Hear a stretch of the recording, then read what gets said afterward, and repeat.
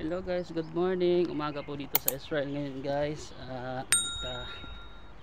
Share ko lang po ng maikli yung ano ko, yung pagpa-check up ko nung Sunday. Bali guys, masakit kasi yung likod ko, tagiliran ko, tsaka yung sa paa ko. Siguro mga 2 to 3 months na sa mga sakit.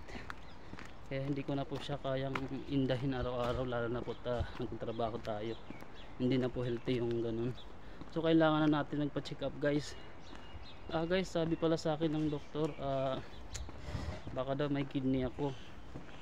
At ayun nga, binigyan niya na ako ng resita dun sa gamot. At ang sabi niya, kailangan ko daw din magpa-ultrasound. Kasi ang ultrasound guys, ano pa, September to October pa, malayo. So hanggang doon lang tayo guys. Salamat sa panonood. Bye bye.